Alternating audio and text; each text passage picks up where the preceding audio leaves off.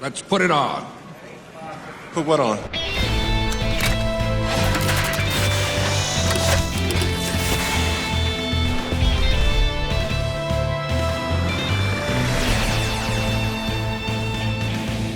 Hello everyone, and welcome to our first Screen Supplementals video. This series isn't so much a breakdown of the specific pieces which make up uniforms seen in movies, TV shows, comics, and so on, but rather a detailed showcasing of ones we've gone over in past videos, as well as ones that don't quite fit into the uniforms of the Screen series. Essentially, it'll be for costumes and pieces that may have been made for a production in small numbers, or pieces that aren't as well known and replicated. Anyway, with that out of the way, let's actually take a look at what you clicked here for. This G.I. Joe Camouflage. To start, the 2008 movie G.I. Joe The Rise of Cobra was the first in what was looking to be a new franchise inspired by the 1980s series where G.I. Joe took on Cobra, a ruthless terrorist organization determined to rule the world. Anyway though, this movie established G.I. Joe as a secretive multinational special forces type unit with unique vehicles, weaponry, and even a secret hidden base. So, needless to say, they were really trying to emulate the look and feel associated with the older toy line, as well as its corresponding animated show. Apart from everything else mentioned, the most obvious way was that of the issued uniforms worn by most Joe personnel. These were seen in different styles and cuts based on characters to give each a unique look. However, the thing that stayed consistent among all of them was a very peculiar camouflage pattern. Made in 3 variants, an urban, a woodland, and an arid, this pattern was fully designed for the movie and really plays into that sort of specialized branded goofiness often associated with the franchise. So let's actually take a look at the 3. The core shapes of the pattern are pretty reminiscent of a design any could interpret as a stereotypical camouflage pattern, that being various splotch shapes in different colors. However, it gets a bit more interesting with the incorporation of a series of dots of varying sizes and densities, along with the G.I. Joe logo in different sizes and at different angles. Among the 3 variants, they all share one similarity color-wise, which is the larger white dots, which when seen from a distance actually mixes in rather well. Throughout the movie, the urban variant is seen front and center on numerous main characters' uniforms, with the other 2 being more of background ones utilized by random and unnamed Joes. Just about all of these general issue Joes, from background to security personnel, and even main characters such as Duke, Ripcord, and General Hawk, wore the same uniforms, which consisted of a jacket, pair of pants, patrol-style cap, coats, and in some instances, chest rigs. All of the pieces seen in this video were actually auctioned off on Prop Store's website a few years back, along with a number of other costume and prop pieces from the film. So let's actually take a look at them by starting off with the cap. These were directly based off the US's Battle Dress Uniform, or BDU Patrol Cap. The outside saw the same design, with the inside going so far as to include a tag designed exactly the same as ones you would find in the older style caps. This was so much so that it even said BDU and included a DLA 100 code dated 1989. Next up is the coat. Somewhat based on the US M65 field jackets, these pieces consisted of a front zippered opening, which also included a cover flap that was secured by a number of snap buttons. On the collar was a single tab which could keep that section up and closed. Shoulder tabs were seen on either side, secured as well by snap buttons. On the wearer's left shoulder was a small built-in pocket.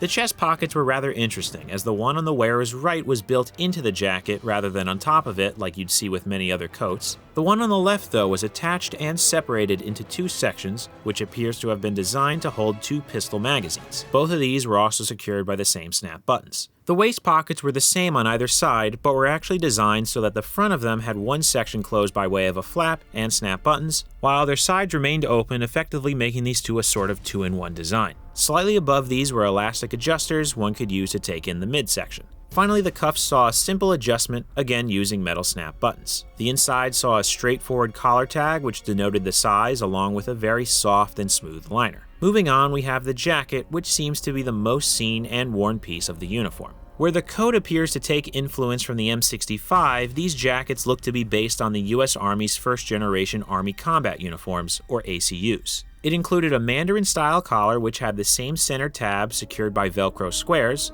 below a zippered front opening which too had a cover flap secured by Velcro this time. The chest pockets are angled inwards with their flaps closed by way of a single Velcro strip. The arms had reinforced elbow sections as well as adjustable cuffs, which used Velcro as well. Finally, on the wearer's left sleeve was an external pen pocket separated into 3 slots. Much like the inside of the coat, the only tag was a single small one which displayed the size. Regarding both the coat and jacket, it appears some included a matching patch of the Joe's insignia. Reasons why some had them and others didn't, while a few looked like they had them removed, likely are due to more extras and background characters being featured more prominently in certain shots and scenes. Now are the pants, which appear to have taken elements from both the BDUs and ACUs. Along the waist were basic belt loops with a zippered fly. On both sides of that were the easily recognizable adjuster tabs. Below were 2 basic pockets, and below that were 2 slightly angled thigh cargo ones that were closed by the same metal snap buttons. The knees were reinforced, and at the bottom were adjustable laces to take in the legs. Finally, on the back were 2 pockets. Now, that pretty much encompasses the universal uniforms, which were all printed in the 3 pattern variants, but essentially had all the same components and features. Though the arid and urban versions of the patrol caps weren't shown here, they do exist as they were available in other listings during the auction. Additionally, it appears that baseball-style caps were also made and used to some extent in the patterns too.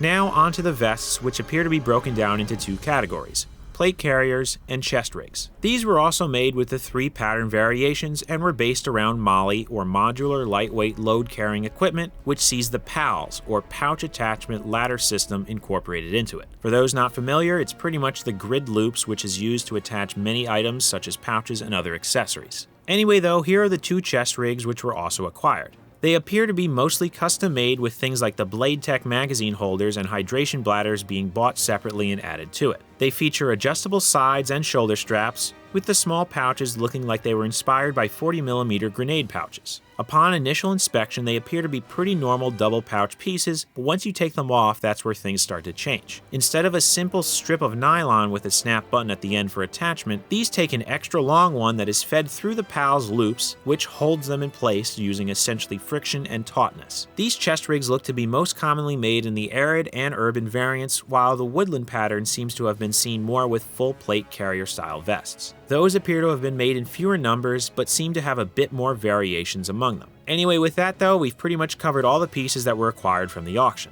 Just from the lots listed then, it's easy to tell that there were a few more uniform styles used by main and secondary characters, as well as background ones, such as the generic female cuts of the uniform, as well as jumpsuits. Of course, there are other modified versions of these generic ones, as well as specially made ones for main characters such as Heavy Duty, Breaker, and Scarlet. The camouflage, though, seems to have been only used for this first movie, as the sequel, G.I. Joe Retaliation, didn't see any of it, but rather more real-world patterns such as various US digital ones, as well as multicam. This Joe pattern is a very interesting one though, as it both invokes a level of absurdity often associated with the 1980s G.I. Joe series, yet also looks like it would serve as a somewhat decent camouflage in certain scenarios. Apart from the movie, this camouflage seems to have only been used in the form of bedsheets and fabric that recycled and modified the design by incorporating things like stars, the Joe Eagle and Cobra insignias, the title logo for the actual movie, as well as the upper halves of Snake Eyes and Storm Shadow. Anyway though, that will about do it for this video. If any other pieces not shown here come our way in the future, we'll be sure to do a follow-up. Until then, hope everyone enjoyed this video. Be sure to subscribe, or just check back for more videos soon, right here on Uniform History.